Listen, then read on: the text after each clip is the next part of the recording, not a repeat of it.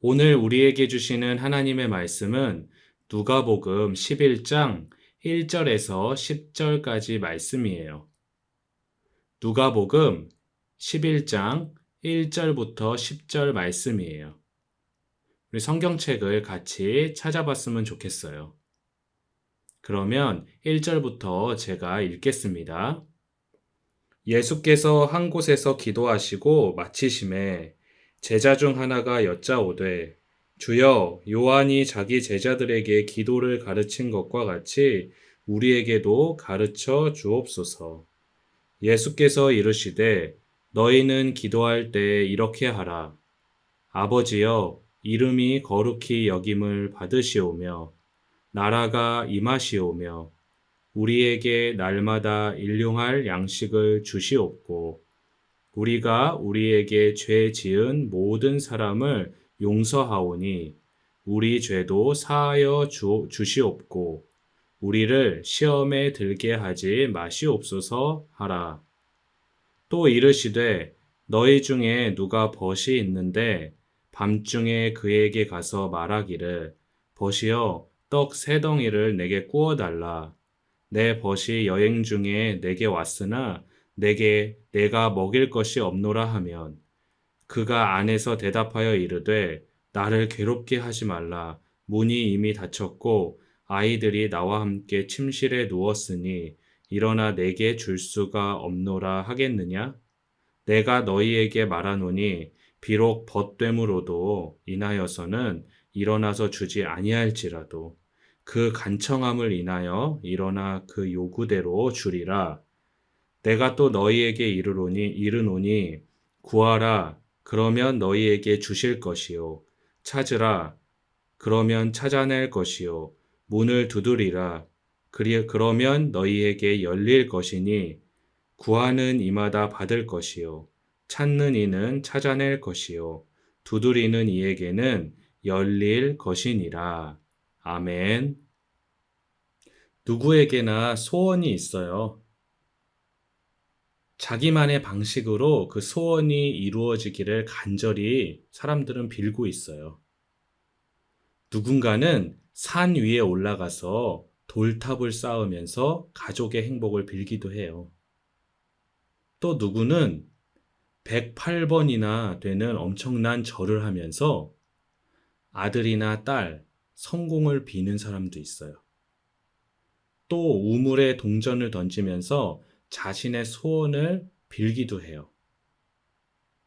그러면 예수님을 믿는 우리들, 친구들은 소원이 있을 때 어떻게 하나요? 우리는 두 손을 꼭 모으고 뭘 하죠? 예, 맞아요. 하나님께 기도하죠. 그런데 기도는 나의 소원을 빌기만 하는 걸까요? 기도는 무엇일까요? 예수님은 어떻게 기도해야 하는지를 제자들을 통해 가르쳐 주셨어요.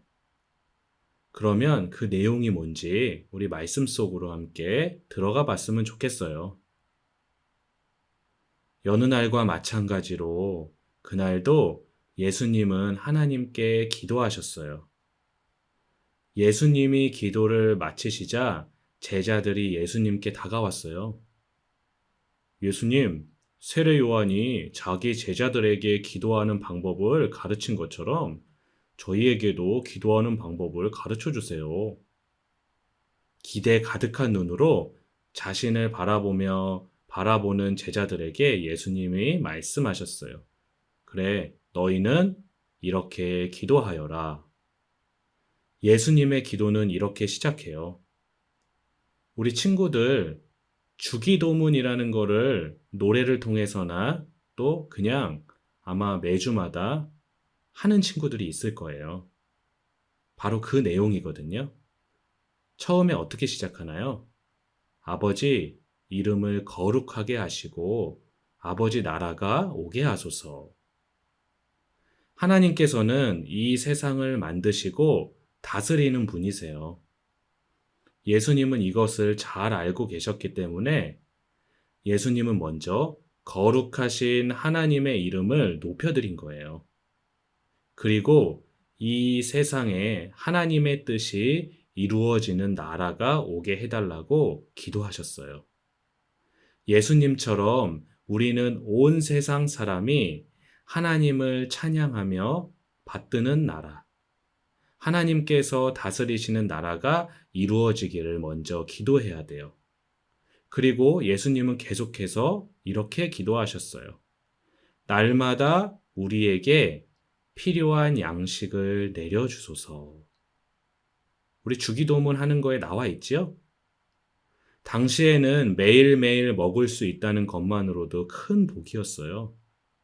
지금 우리처럼 음식이 풍족하지 않았어요.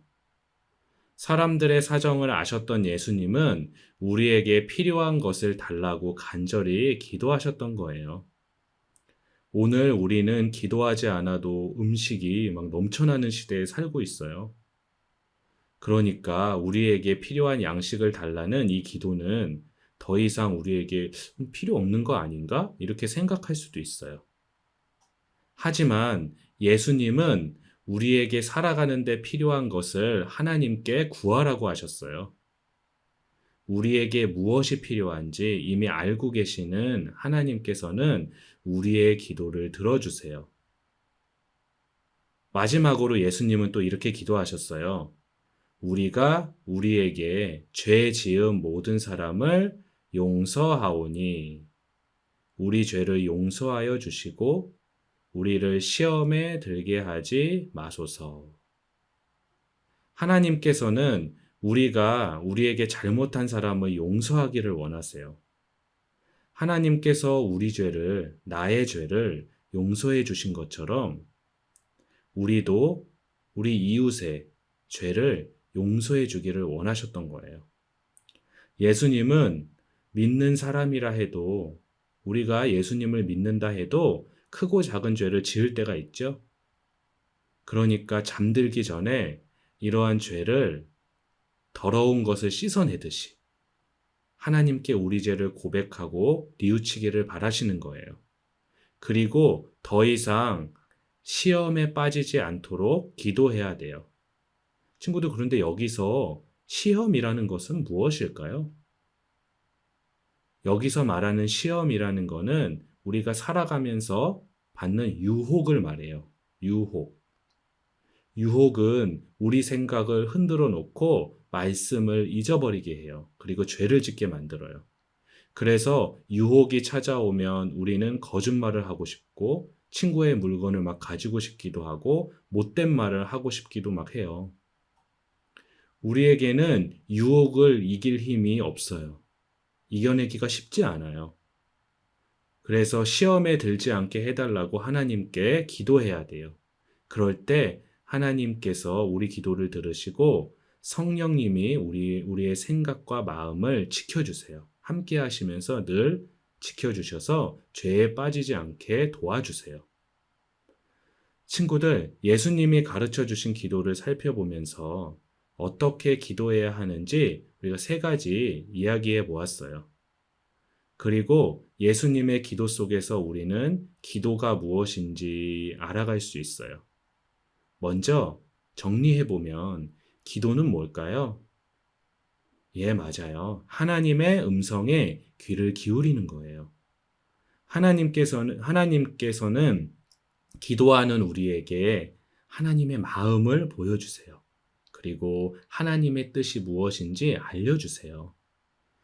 그렇기 때문에 우리가 기도할 때 먼저 나의 요구, 나의 소원을 막 얘기할 수도 있지만 그것보다도 먼저 하나님의 음성에 귀 기울일 수 있어요. 그리고 또 그렇게 해달라고 기도해야 돼요. 우리를 향한 하나님의 뜻이 무엇인지, 예수님의 제자인 우리가 어떻게 살아가야 하는지를 기도를 통해 깨닫고 알아갈 수 있어요. 또 우리가 정리해보면 기도는 무엇일까요? 예, 기도는 우리의 잘못을 뉘우치고 회개하는 거예요. 하나님께서는 우리가 잘못을 뉘우치고 회개하기를 원하세요. 언제나 하나님만 바라보기를 원하시는 거예요. 나쁜 말과 행동을 하고 싶은 유혹으로 이렇게 흔들릴 때, 우리의 마음이 흔들릴 때 하나님께 시험에 빠지지 않도록 도와주세요 라고 기도해 보세요. 성령님이 우리 마음을 지켜주시고 바른 길로 인도해 주실 거예요. 예수님은 기도를 마치시면서 한 가지를 덧붙이셨어요. 내가 너희에게 말한다. 이게 오늘 읽은 말씀이기도 한데 마지막 부분인데 구하여라. 그러면 너희에게 주실 것이요. 찾아라. 그러면 찾을 것이요. 두드려라. 그러면 너희에게 열어주실 것이다.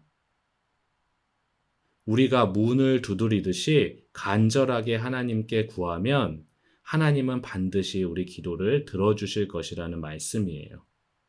하지만 여기서 중요한 게 있어요. 우리 욕심이나 나의 필요를 위해서만 구하라는 뜻은 아니에요. 하나님께 간절히 구하고 기도하다 보면 기도를 통해 하나님의 뜻을 알게 되고 하나님께서 기뻐하시는 기도를 점점 더 하게 될 수 있어요. 이것이 예수님이 가르쳐 주신 기도예요. 하나님께서는 우리의 기도를 들으시고 하나님께서 정하신 그때에 우리 기도를 이루어 주시는 것을 믿고 우리가 나아갔으면 좋겠어요. 예수님이 가르쳐 주신 대로 간절히 기도하며 하나님의 뜻을 알아가는 예수님의 제자들이 되기를 소망해요. 그러면 우리 말씀을 마치면서 같이 기도했으면 좋겠어요. 하나님 감사합니다. 오늘도 이렇게 가정 예배를 드릴 수 있도록 도와주셔서 감사드립니다. 오늘은 예수님이 가르쳐 주신 기도, 주기도에 대해서 우리가 말씀을 들었습니다. 우리도 예수님이 가르쳐 주신 기도대로 열심히 하나님께 기도하며 사는 예수님의 제자들이 될 수 있도록 도와주세요. 코로나가 계속 확산되고 있어서 참 어려운 시기에 있어요. 하나님, 코로나가 확산되지 않도록 도와주시고 빨리 이거를 하루빨리 이겨낼 수 있도록 도와주세요. 그리고 우리 어린이들 또 가정, 건강과 안전을 항상 지켜주셔서 어디 있든지 하나님의 멋진 제자로 살아갈 수 있도록 도와주세요. 예수님의 이름으로 기도합니다. 아멘.